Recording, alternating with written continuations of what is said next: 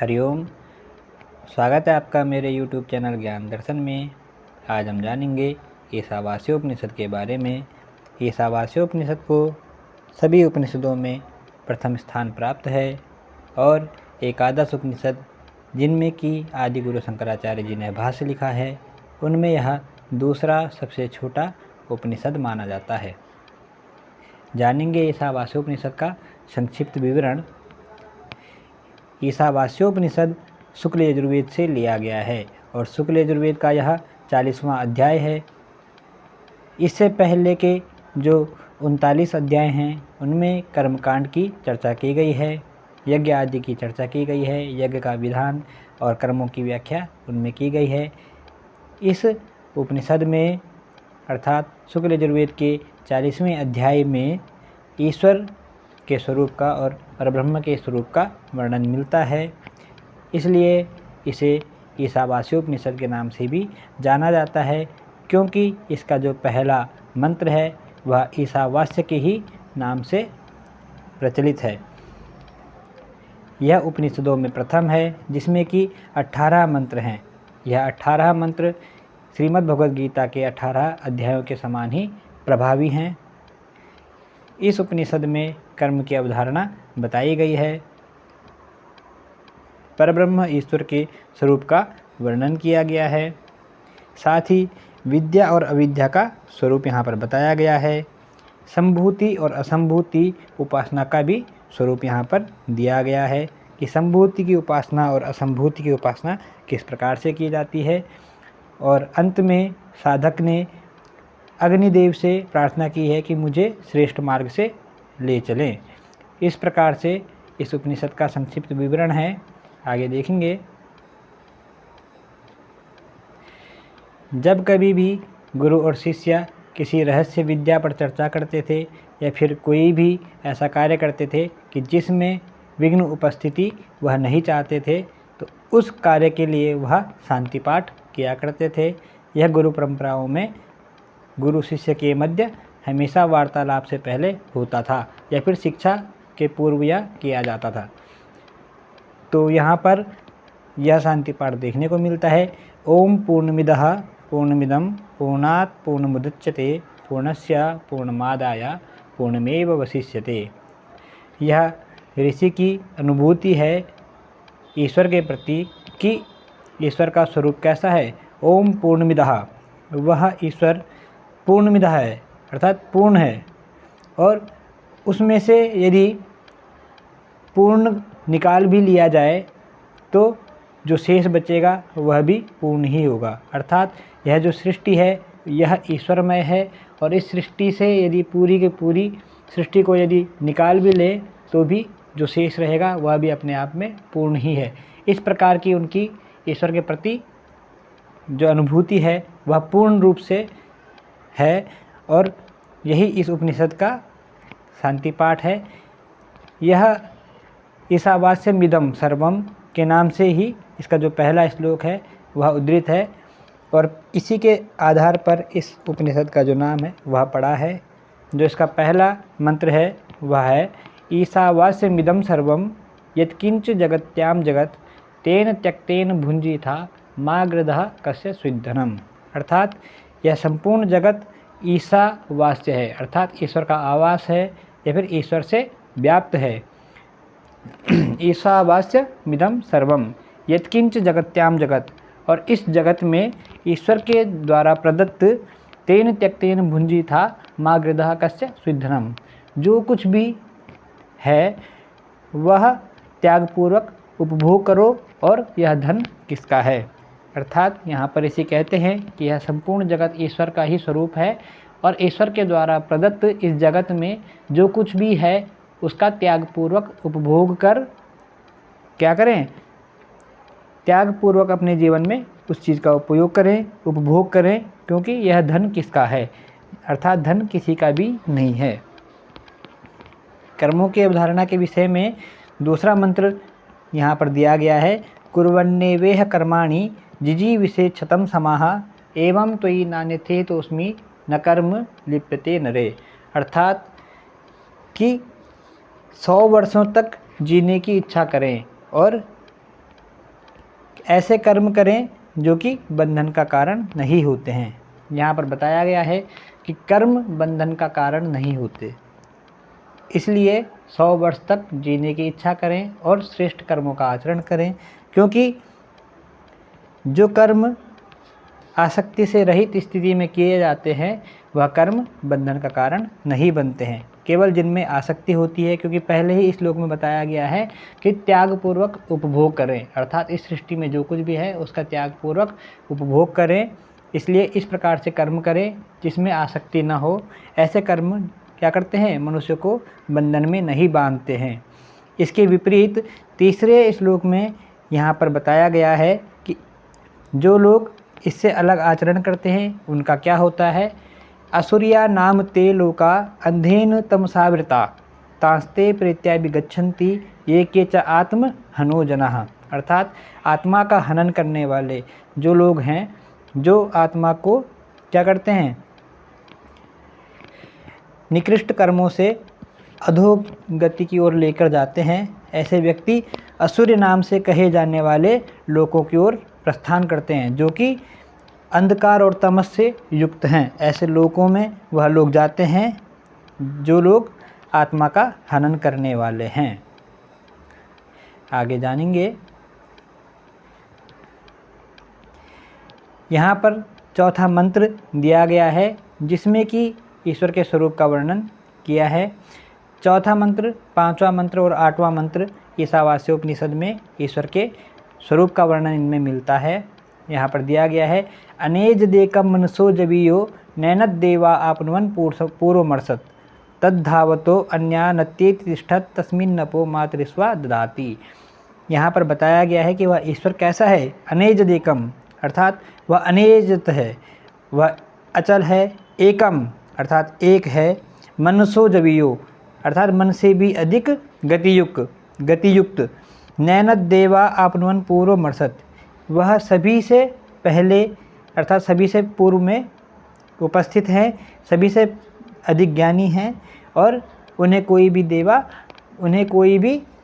देव प्राप्त नहीं कर सकता। इस प्रकार की उनकी धारणा है।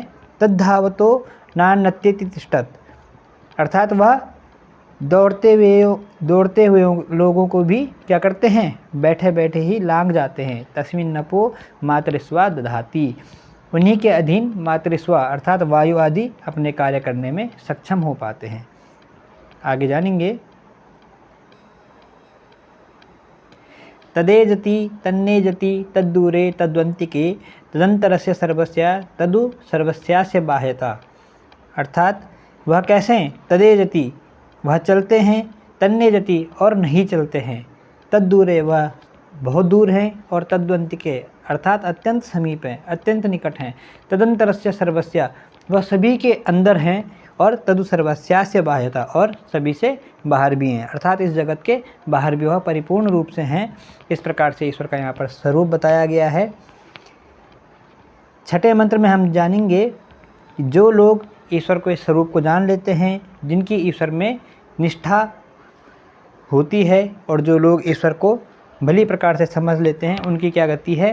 तो यस्तु सर्वाणि भूतानि आत्मन्येवानुपश्यति अर्थात जो सभी भूतों को, भूत अर्थात सभी प्राणियों को, आत्मन्येवानुपश्यति अर्थात अपनी आत्मा में ही देखता है।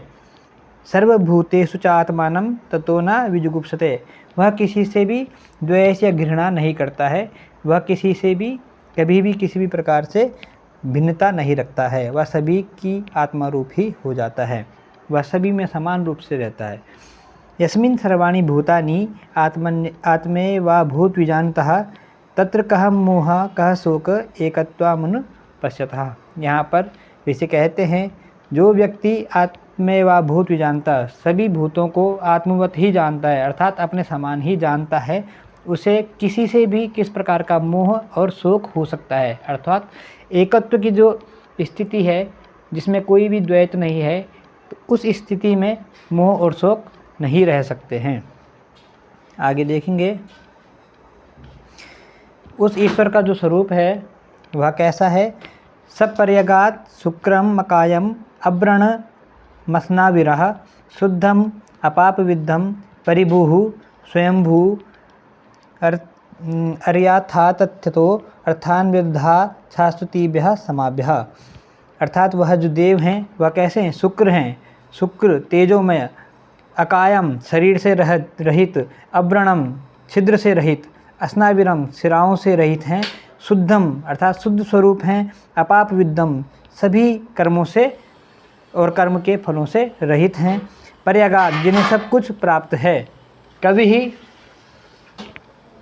वह कवि हैं, सर्वद्रष्टा हैं, मनीषी सर्वज्ञ हैं, सभी कुछ जानने वाले हैं, परिभू सर्वोपरि हैं, स्वयंभू अर्थात जिन्हें क्या है जो अपनी स्वेच्छा से उत्पन्न होते हैं, शाश्वतीभ्य और अनादिकाल से क्या करते हैं यथा योग्य पदार्थों की वेदधात व्यवस्था रचना करने वाले जो हैं ऐसे वह ईश्वर हैं। आगे देखेंगे विद्या और अविद्या का स्वरूप और संभूति और असंभूति का वर्णन। यहाँ पर कहा गया है कि केवल जो अविद्या के उपासक हैं वह घोर अंधकार से घिर जाते हैं, घोर अंधकार से घिर जाते हैं, और जो केवल विद्या के ही उपासक हैं वह भी उसी प्रकार के अंधकार से घिर जाते हैं। यहाँ पर ऋषि कहते हैं कि हमने देव पुरुषों से सुना है कि विद्या का प्रभाव भिन्न है और अविद्या का प्रभाव उससे भिन्न है।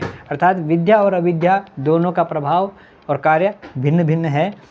विद्या और अविद्या को साथ साथ जानो, अर्थात विद्याम च यस्तद् वेदो भयम सह अविद्याम मृत्यु तीर्थवा विद्या अमृत मश्नुते। अविद्या से क्या होता है? मृत्यु को पार किया जाता है और विद्या से अमृत तत्व की प्राप्ति की जाती है।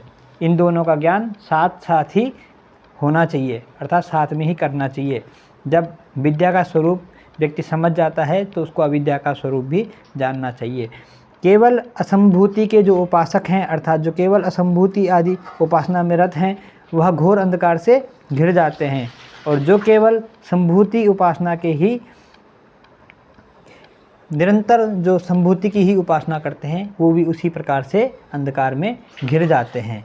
अब इनका स्वरूप थोड़ा सा बताएंगे। संभूति और असंभूति को भी साथ साथ जानो, क्योंकि असंभूति से मृत्यु को पार किया जाता है और संभूति से अमृत तत्व की प्राप्ति की जाती है। विद्या क्या है? तो विद्या में परमेश्वर के स्वरूप का जो भी ज्ञान है वह विद्या के अंतर्गत ही आता है, जिसे हम परा विद्या आदि के नाम से भी जानते हैं। परा अर्थात निराकार, जो निर्लेप है, जिसे हम जानते हैं परा विद्या के नाम से। यहाँ पर अविद्या का स्वरूप है सांसारिक कर्मों का जो ज्ञान होता है, वेद वेदांग इत्यादि जो भी संपूर्ण जगत के बारे में जो भी ज्ञान होता है वह सभी अविद्या के अंतर्गत आता है। संभूति अर्थात जो परमेश्वर के स्वरूप में जो निष्ठा होती है उसकी जो निरंतर उपासना है वह संभूति कही जाती है। और असंभूति जो विनाशशील देवों की स्तुति, अर्थात जो भी हम देवताओं की जो स्तुति आदि करते हैं, पितृ आदि की जो हम स्तुतियाँ करते हैं, वह सभी असंभूति के अंतर्गत आती है। तो यहाँ पर कहा गया है कि विद्या और अविद्या को साथ साथ जानो, और अविद्या से मृत्यु को पार करके विद्या से अमृत तत्व की प्राप्ति की जाती है। जैसे कि कोई व्यक्ति यदि अविद्या का उपासक है तो वह विद्या के फल से वंचित हो जाएगा, उसे विद्या का कोई भी फल नहीं मिलेगा और जन्म मरण में उसे आना पड़ेगा। किंतु यदि वह दोनों को साथ साथ जानता है तो वह अविद्या के द्वारा सांसारिक कर्मों का फल प्राप्त करेगा और विद्या के द्वारा वह परमात्मा की प्राप्ति करने में संभव होगा। यही यहाँ पर बताया गया है कि इसका माध्यम जो है वह संभूति और असंभूति की उपासना है। संभूति कहा गया है परमेश्वर के स्वरूप में जो निष्ठा है, जो परमेश्वर का जो निज स्वरूप है उसका जो ज्ञान है, उसमें निष्ठा रखते हुए उसके निरंतर जप आदि के द्वारा उसमें उस दिनचर्या में संलग्न रहना संभूति उपासना है। और असंभूति में व्यक्ति अपने कर्मों के अनुसार सभी देवी देवताओं का यजन पूजन यज्ञ तप आदि कर्म जो भी करता है, सांसारिक कर्म के आधार पर या फिर कामनाओं के आधार पर जो भी कर्म करता है वह उपासना असंभूति के अंतर्गत आती है। इसका भी यही प्रभाव है कि असंभूति के माध्यम से मृत्यु को पार किया जाता है और संभूति से अमृत तत्व की प्राप्ति होती है। आगे देखेंगे। हिरण्मयेन पात्रेण सत्यस्या पिहितं मुखम तत्त्वं पूषन्नपावृणु सत्यधर्माय दृष्टये। यहाँ पर कहा गया है हिरण्मयेन पात्रेण, अर्थात हिरण्मय पात्र से, सोने के पात्र से सत्य का जो मुख है वह ढका हुआ है। तत्त्वं पूषन्नपावृणु, यह जो वाक्य है तत्त्वं पूषन्नपावृणु ईशावास्योपनिषद से लिया गया है और यह केंद्रीय विद्यालय का जो लोगो है या केंद्रीय विद्यालय में इसे ग्रहण किया गया है, यह उनका वाक्य है। तत्त्वं पूषन्नपावृणु अर्थात हे पूषण, हे सूर्यदेव या जगतपालक, सत्य धर्माय दृष्टये, मुझ सत्यपालक अर्थात मुझ सत्य धर्म का आचरण करने वाले के लिए उस हिरण्मय पात्र को हटाइए ताकि मैं आपके मुख का दर्शन कर सकूं। यहाँ पर साधक भगवान सूर्य से प्रार्थना करता है। वह कहता है पूषण ने कर से यम सूर्य प्रजापात्य व्यूह रश्मिन समूह तेजो यत्ते रूपम कल्याणतमम तत्ते पश्यामि यो सावसो पुरुषः। वह कहता है ए पूषण, पूषण कहा गया है जगत पालक जो सूर्यदेव हैं उन्हें वह कह रहा है आप एक ऋषि हैं, एकड़ से यम सूर्य प्रजापात्य व्यूह रश्मिन समूह, आप यम हैं, आप सूर्य हैं और प्रजा के पालक हैं। इन रश्मि के समूह को अर्थात इन किरणों का जो समूह है इन्हें, इनका जो प्रकाश है उसे समेट लें ताकि मैं कल्याणतमम तत्ते पश्यामि, आपके कल्याणतम स्वरूप को मैं देख सकूं। और वह कहते हैं तेजो यत्ते रूपम सोहम अस्मि, यह जो आपका जो रूप है यह तेजोमय जो रूप है, वह पुरुष जो मुझे दिखाई दे रहा है वह मैं हूँ। यो सावसो पुरुषा सोहम अस्मि। आगे देखेंगे 17वें श्लोक में जो साधक है वह कहता है कि वायुरनिल ममृतमिथेदम भस्मांतम शरीरम ओम क्रतो स्मर कृतम स्मर क्रतो स्मर कृतम स्मर। वह कहता है कि यह जो शरीर है यह अग्नि, वायु और अमृत आदि के संयोग से बना है और अंत में भस्मांतम शरीरम, भस्म होने वाला है। ओम क्रतो स्मर कृतम स्मर, आप अपने किए गए कार्यों को स्मरण कीजिए और उन्हें बार बार पुनः पुनः स्मरण कीजिए। उसके पश्चात वह साधक अग्निदेव से प्रार्थना करता है कि हे अग्नि, अग्ने नाय सुपथाराये असमान विश्वानि देव वयुनानि विद्वान यो जस्मज्जुहुराण मेनो भूयुष्ठाम ते नम उक्तिम विधेम। अर्थात हे अग्निदेव, आप हमें श्रेष्ठ मार्ग से ले चलें, आप विश्व के अधिष्ठाता हैं व श्रेष्ठ कर्मों के आप ज्ञाता हैं, हमें पाप कर्मों से बचाएं। हम बार बार आपको नमन करते हैं व आपसे प्रार्थना करते हैं। इस प्रकार से उपनिषदों में यह प्रथम स्थान का उपनिषद है जिसे प्रथम स्थान प्राप्त है और यह उपनिषद ईश्वरवास्यमिदं सर्वम इस अवधारणा पर आधारित है, अर्थात संपूर्ण जगत ईश्वरमय जगत है।